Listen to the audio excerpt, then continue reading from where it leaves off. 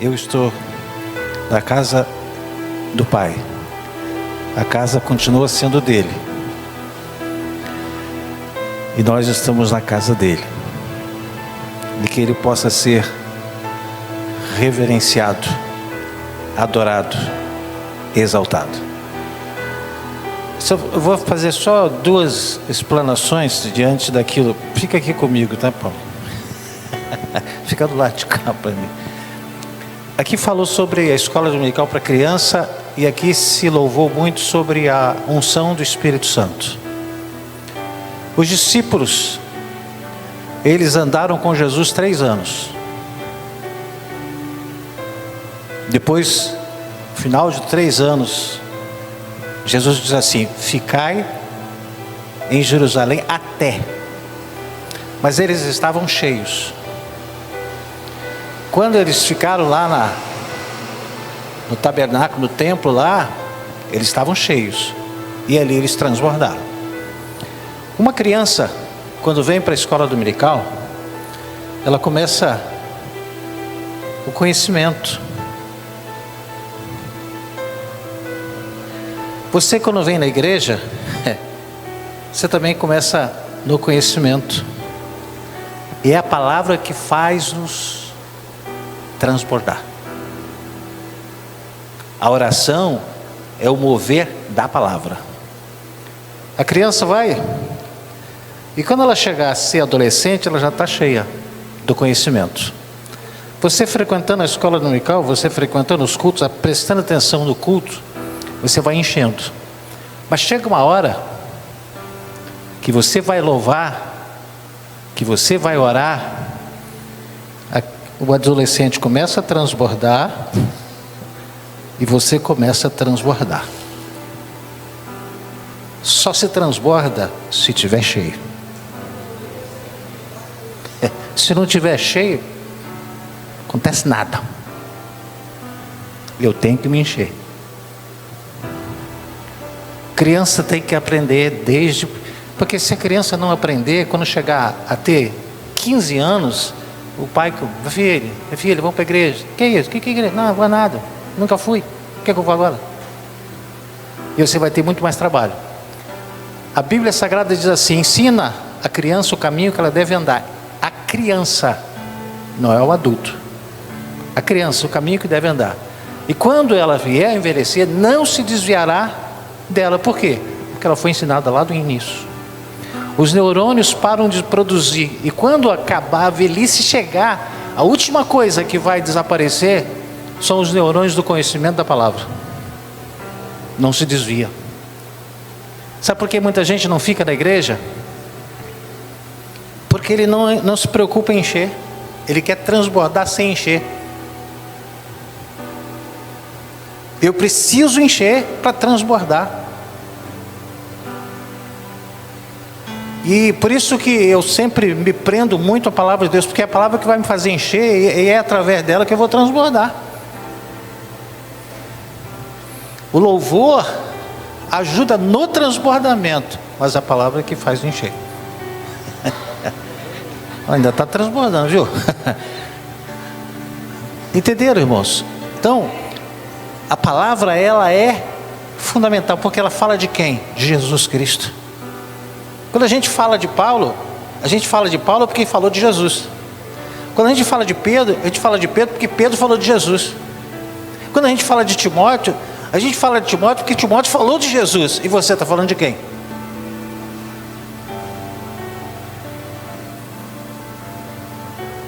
Então eu preciso me encher para depois eu transbordar.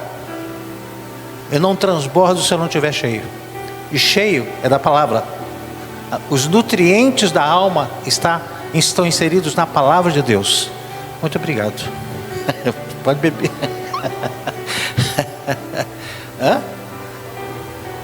Abra sua Bíblia, por favor, no livro de 1 Pedro, capítulo 1. Obrigado, querido. Versículo 18, 19, 20 e 21. Eu quero estar falando sobre quanto significa para você o valor da salvação oferecida por Cristo Jesus. versículo 18 até o 21º, diz assim: sabendo que não foi mediante coisas corruptíveis, como prata ou ouro, que fostes resgatado do vosso fútil procedimento que vossos pais vos legaram, mas pelo precioso sangue, como do cordeiro, sem defeito e sem mácula, o sangue de Cristo. Mas que precioso conhecido com efeito antes da fundação do mundo, porém manifestado no fim dos tempos por amor de vós. Versículo 21, que por meio dele tendes fé em Deus, o qual ressuscitou dentre os mortos e lhe deu glória, de sorte que a vossa fé e esperança estejam em Deus. Feche os seus olhos. Obrigado, Senhor. Por favor, muda esse fundo musical sem piano, põe música, só um fundo assim, instrumental, mais baixinho. Feche os seus olhos. Obrigado, Senhor, porque estamos aqui na Tua presença e temos louvado o Teu nome, mas estamos aqui para nos encher e encher do conhecimento. Nós não estamos aqui para ser catedráticos na palavra de Deus, nós queremos transbordar nela, nós queremos nos encher dela, conhecer dela, entender dela, e isso é dentro. Então, Senhor, nesta noite, nessa oportunidade, fala ao nosso coração, pelo precioso nome de Jesus, amém. Pode sentar. A Deus seja dada toda a honra, toda a glória, todo louvor. Jesus, que Ele é o nosso Salvador, Ele é o primeiro, o último, Ele é o alfa, o ômega, Ele é o princípio e o fim. Ele é o conselheiro, é o Deus forte, Ele é o Pai da eternidade, Ele é o príncipe da paz. A Ele nós estamos aqui para louvar e receber, através da pessoa do Espírito Santo, dentro de cada coração, a palavra de Deus, ensinando-nos e nos guiando em toda a verdade. Sabe que a salvação oferecida por Deus, através de Cristo Jesus, é amorosamente inclusiva. Ela é inclusiva, ela não é exclusiva, ela é inclusiva. Ou seja, ela contempla todos os seres humanos, e não apenas um grupo ou nação.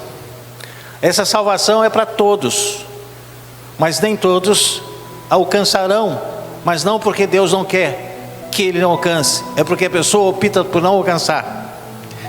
Tito, na sua palavra, livro de Tito, capítulo 2, versículo 11, assim: porquanto a graça de Deus se manifestou salvadora a todos os homens.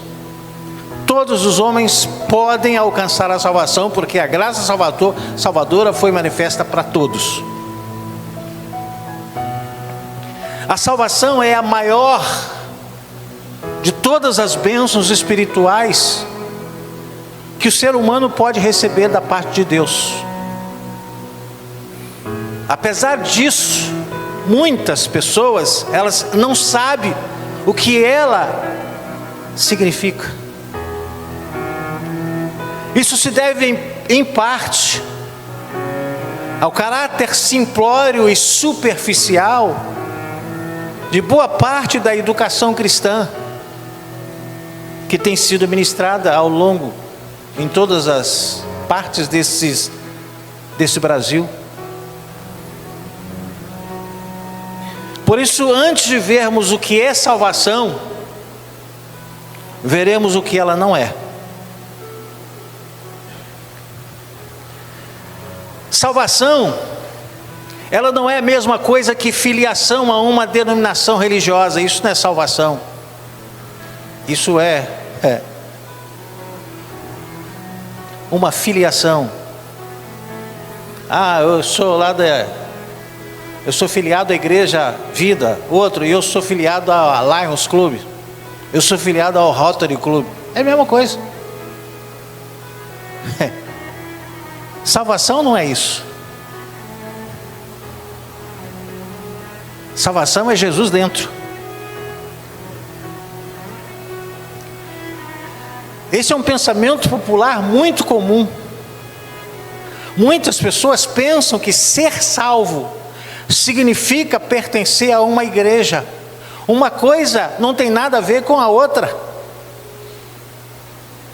É perfeitamente possível uma pessoa ser membro de uma denominação religiosa por muitos anos e ainda não ter tido um relacionamento com Jesus baseado nas sagradas letras, baseado na graça de Deus. Salvação não é a mesma coisa que prosperidade material. A chamada teologia da prosperidade fala muito sobre a prosperidade financeira, mas se esquece de anunciar perdão de pecados, da salvação oferecida por Cristo. Dá a entender que nós estamos aqui para ter, para possuir, para adquirir. Isso são coisas temporais. E a palavra de Deus, ela me oferece coisas eternas, que é estar com Ele, são situações eternas. E às vezes nós nos prendemos e nós nos distraímos com coisas temporais. Casa, carro, casamento, são coisas temporais.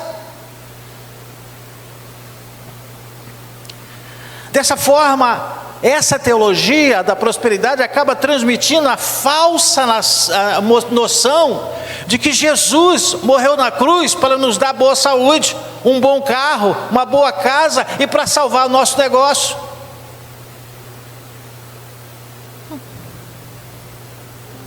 Ele não fez aquilo tudo para isso.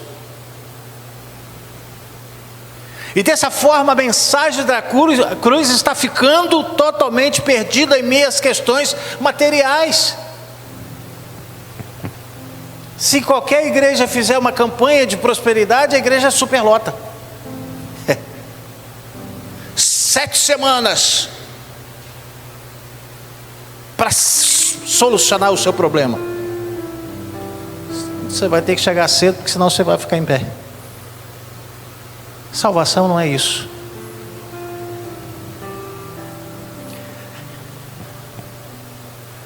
Saiba que Jesus não morreu para nos dar bênçãos materiais. Ele morreu para nos dar salvação.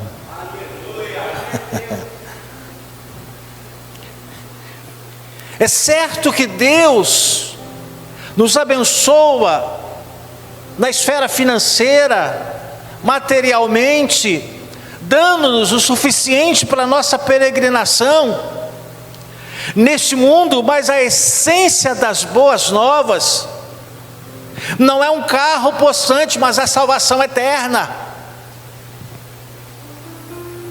Terceira coisa, salvação não é a mesma coisa que participação de eventos religiosos. Este também tem sido um pensamento bem comum nesses dias atuais.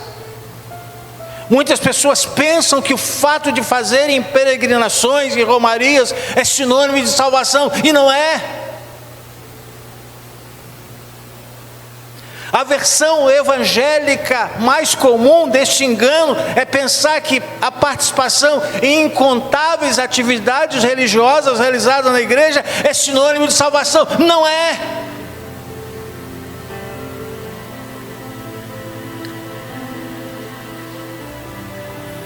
Algumas atividades eclesiásticas,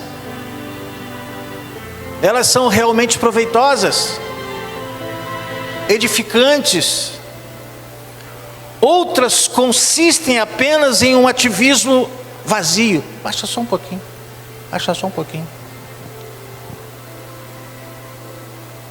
Mas o que é salvação?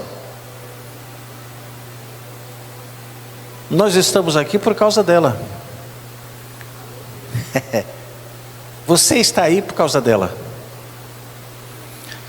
Salvação é um relacionamento piedoso com Deus, baseado na graça, mediante a fé, e não um ativismo religioso.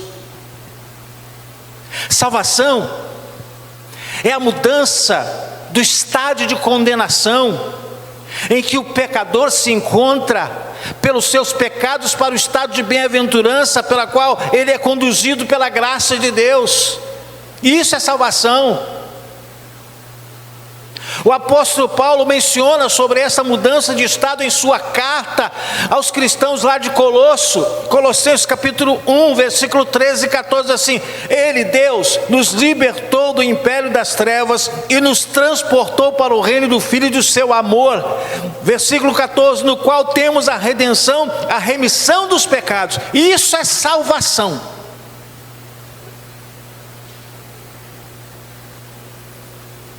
É o que é importante. De acordo com as Escrituras, a pessoa que não é redimida, que chamamos de homem natural, que vive em trevas espirituais, e esse é merecedor da condenação de Deus, por causa do seu próprio pecado. Paulo, escrevendo aos Romanos, no seu capítulo 3, versículo 23, diz: porque todos pecaram e carecem da glória de Deus. E ele ainda dizendo no capítulo 6, versículo 23, ele diz assim: porque o salário do pecado é a morte,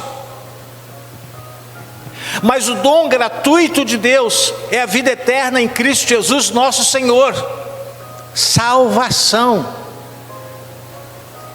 O apóstolo Pedro menciona esta mudança de estado ao dizer o seguinte: quando o homem aceita Jesus, quando a pessoa entrega o coração, o recebe como Salvador e começa a segui-lo, começa a obedecer através da sua palavra, Pedro diz o seguinte em 1 Pedro capítulo 2, versículo 9, ele diz assim: vós, porém, sois raça eleita, sacerdócio real, nação santa, povo de propriedade exclusiva de Deus, a fim de proclamardes as virtudes daquele que vos chamou das trevas para a sua maravilhosa luz. Isso é salvação. Isso é salvação. Quantas pessoas que eu já me deparei e perguntei: e você, como é que está a esfera de salvação? Nem sei se eu sou salvo, está tão difícil. Só não tem convicção. Tem pessoas que têm medo, acham, não tem dúvida da salvação. Por quê? Por que o ser humano, por que o homem precisa de salvação? Precisamos desesperadamente de salvação, porque esta é a única maneira de termos a nossa comunhão com Deus restaurada. E é também a única forma de escapamento da condenação eterna. Com muita clareza que todos os seres os humanos são pecadores, todos.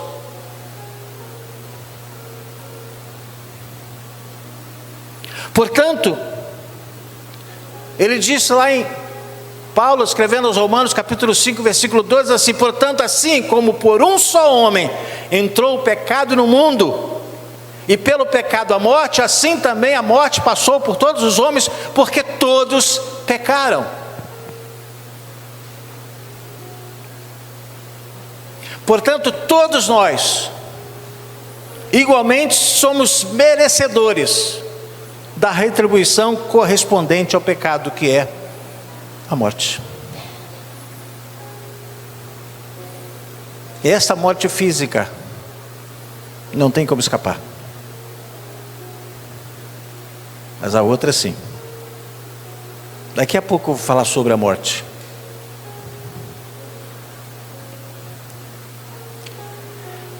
De acordo com as Escrituras, esta justa retribuição, que é a morte, no seu sentido mais profundo e abrangente, ela abrange o seguinte: morte física, morte espiritual e morte eterna. São 3 tipos de morte. Isso implica no total rompimento de nossa comunhão com Deus. Mateus 6, 23 diz o seguinte: porque o salário, já disse, volto a repetir, porque o salário do pecado é a morte, mas o dom gratuito de Deus é a vida eterna em Cristo Jesus nosso Senhor. Primeira morte, morte física. Essa responsabilidade a gente atribui ao nosso irmão e à nossa irmã Adão e Eva.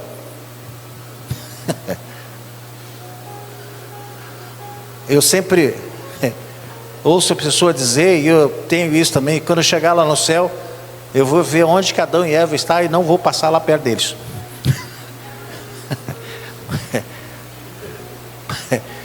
Porque que a gente já sofreu por causa deles.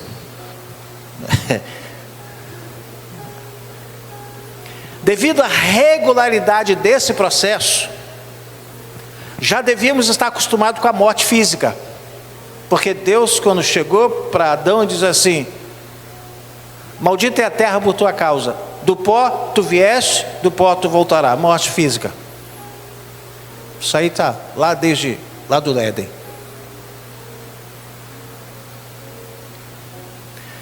No entanto, morte física continua sendo um motivo de tristeza e dor. Por quê? Porque nós não fomos feitos por Deus para morrer. O projeto de Deus para o homem que está em pé, por isso tem a vida eterna, é acabar com essa morte, riscando a cédula e garantindo para você e para mim uma vida eterna. Aqui é só o tempo de cumprimento por aquilo que Adão deixou para a gente, morte física. E a Bíblia fala que a vida é 70 anos, quando passa disso é cansaço, enfado e canseira. Deus foi diminuindo o tempo. Homens viveram 900 anos, 800 anos, 700 anos, 500 anos, 300 anos, 200 anos, 100 e poucos anos. Agora raramente tem um de 100, 120 anos, 100 anos. Sabe por quê? Deus não se interessa por isso que está acontecendo aqui. Ele tem preparado o céu para a eternidade com todos os seus. Esse tempo aqui vai acabar. Esse tempo aqui vai acabar. Agora, se esse tempo que vai acabar, aonde você estará, aonde você se encontrará quando esse tempo chegar ao fim para você? Você vai estar com Ele ou longe dele? Você estará com intimidade dizendo que Ele é o meu Salvador? Jesus disse que Ele é muito bom, mas eu não o conheço. Houve um velório lá em Cachoeira de Macacu que eu tive a obrigação, não vontade. Pastor gosta, eu não.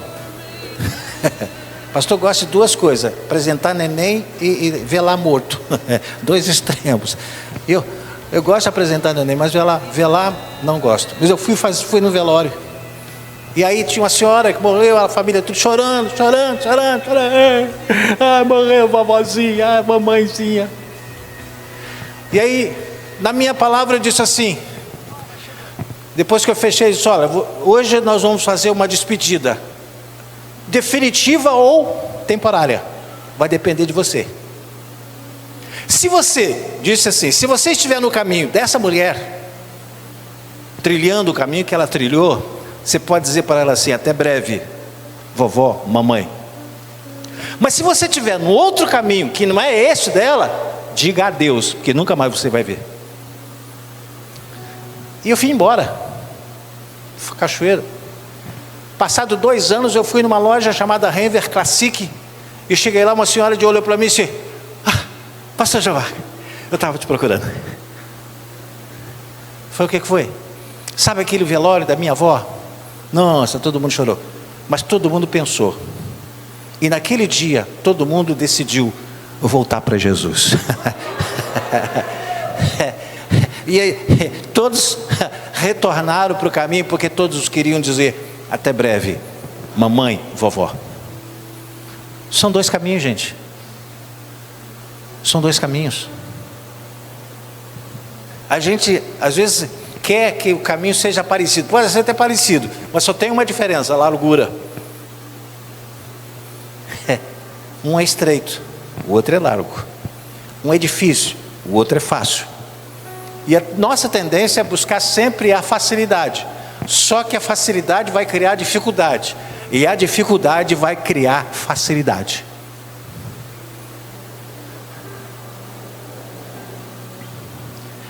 A morte é uma invasora em nosso sistema.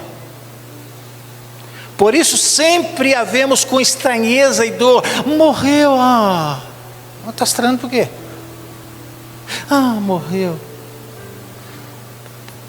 Foi pedido oração de manhã, de uma menina que estava 3 anos, 5 anos, sei lá. Começou a roxear a boca, a roxear os olhos. Ela começou falta de ar, foi internada, entubada. Morreu. Estava bem. A morte, ela está presente. Se você sabe que a morte, eu sei que a morte está presente, se prepare para ela. Surpreenda a morte. Você pode dizer para ela assim: eu estou entrando na primeira, mas não vai ter a segunda nem a terceira, só a primeira. Jesus, salvação é isso, é livrar da segunda morte. Isso é salvação. Isso é salvação. O ser humano foi criado para desfrutar vida abundante, que Deus havia preparado para ele no jardim, em plena comunhão com seu Criador. O pecado, porém, fez com que o homem se tornasse merecedor da morte, que era o castigo previsto no caso de desobediência. Adão não foi pego de surpresa. Ele não pôde dizer assim: Senhor, eu não sabia. Deus disse: Adão, tudo que está aqui é seu, mas o dia que você comer dessa aqui, você morre. Ele já sabia. Mas aí o diabo, incorporado numa serpente, disse para aquela mulher chamada Eva: certamente você não vai morrer. Hoje nós estamos vivendo esse tempo da serpente falando no coração de muita gente, achando disso: não é tudo isso, você não vai morrer nada, é só fazer uma intercessão depois que você morrer que você vai mudar a sua vida. É uma mentira.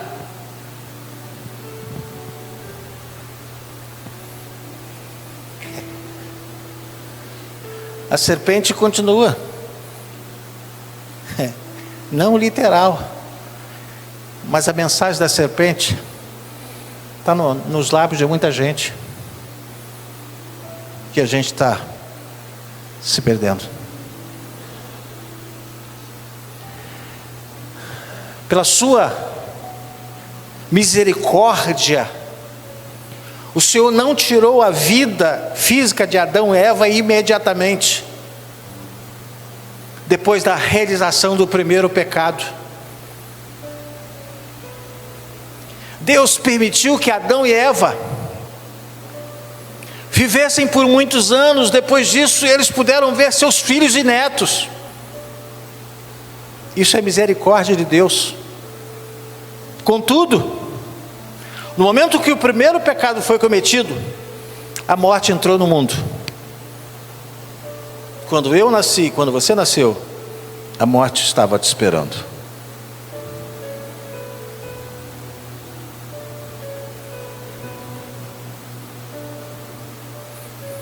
Segunda morte, morte espiritual.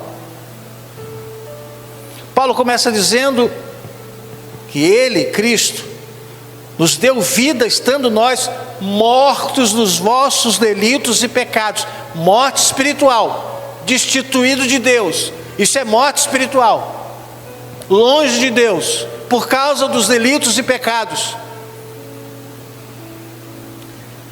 Morte espiritual é exatamente isso, separação de Deus. Isaías capítulo 59, versículo 2 diz assim: mas as vossas iniquidades fazem separação entre vós e o vosso Deus, e os vossos pecados encobrem o seu rosto de vós, para que vos não ouça.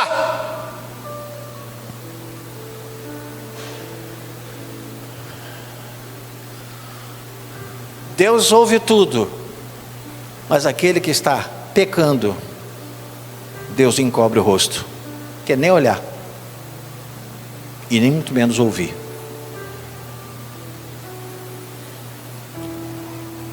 Só que Deus não interfere na sua escolha, na minha escolha, mas Ele faz tudo para que você faça a melhor escolha. Certamente essa é a mais terrível de todas as consequências da morte. A segunda, a morte espiritual. Deus é a única fonte de toda luz, de todo bem, de toda vida. Por isso, quando nos separamos dele, por causa do pecado, entramos em um estado de morte espiritual. Somos mortos-vivos, porque estamos longe dele.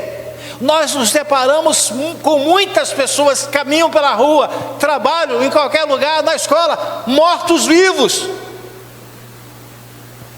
Não alcançaram a morte física, mas alcançaram a morte espiritual, porque estão distantes de Deus, estão separados de Deus. Essa morte espiritual existe.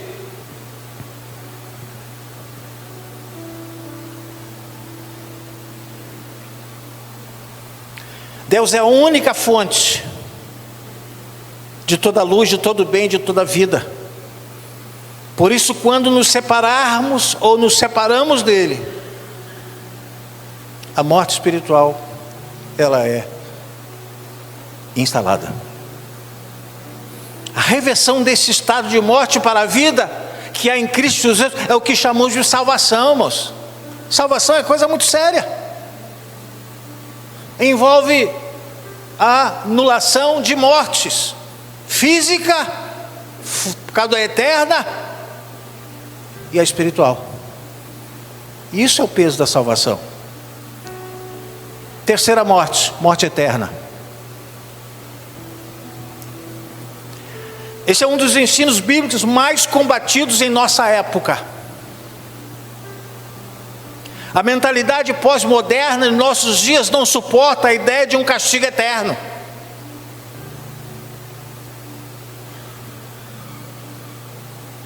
No entanto, a existência dessa palavra forte, inferno, é um claro ensino bíblico. Deus não preparou o inferno para o homem.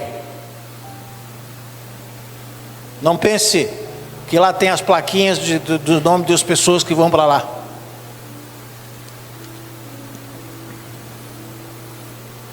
Deus preparou o inferno para o diabo e os seus anjos. Porém o diabo, ele não quer ficar sozinho. Ele quer levar muitas almas para estarem com ele. E a decisão não é dele. A decisão não é de Deus. A decisão é minha e sua. Não é ele que escolhe te matar, te destruir. É você que aceita. A escolha é minha e sua. Deus quer salvar, mas a escolha é minha. Ele não me salva se eu não quiser. Ele não me livra se eu não quiser. A escolha é sempre do homem, tanto para cima quanto para baixo, tanto para o céu quanto para o inferno. A escolha é do homem.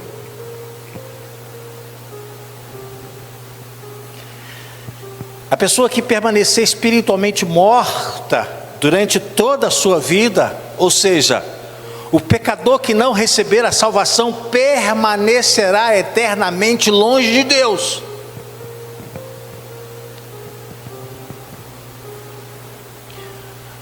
E essa pessoa estiver viva e morrer sem Deus, ele já tem as três mortes, atravessa as três mortes: a física, a espiritual e a eterna. Por isso que o diabo sabe disso. Você talvez não saiba, mas o diabo sabe. Porque quanto mais você disser sim para Deus, sim para Jesus, sim para a sua palavra, Tá bom, Senhor, eu vou fazer, tá bom, eu vou obedecer. Mas o diabo fica sem saber o que fazer para te destruir, para me matar e para me roubar.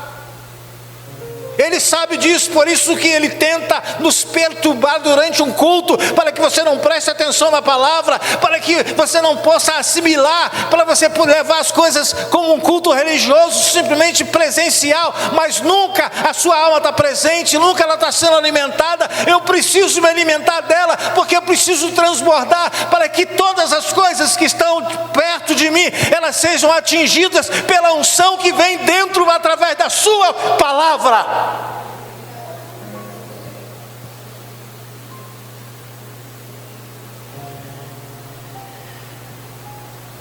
Para descrever essa terrível realidade, a Escritura usa uma linguagem figurada, termos simbólicos, que retratam os horrores da punição mais severa que se pode imaginar. No entanto, embora a linguagem seja figurada, qual a linguagem? Ranger de dentes, lago de fogo e enxofre. O fato que ela descreve é real. Assim como você perde alguém que você ama, dói. Dói. E dói por muito tempo.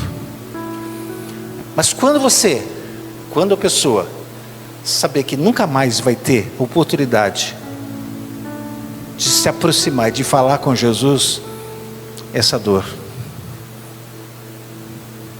é muito forte.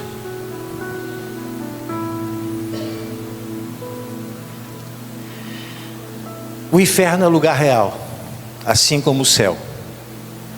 Tem gente que não acredita nem no céu e nem no inferno, mas isso não quer dizer que ele não exista.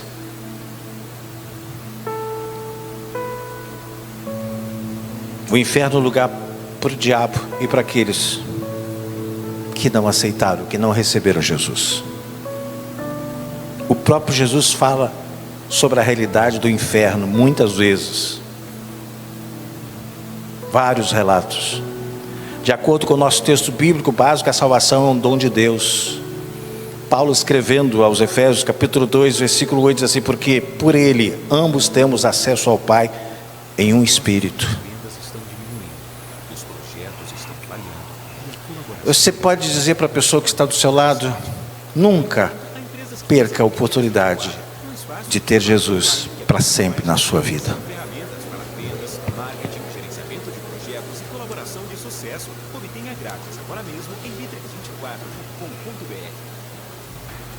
A salvação, ela é oferecida graciosamente, ou seja, ela é de graça. Só que a gente tem o hábito de não valorizar as coisas que são de graça.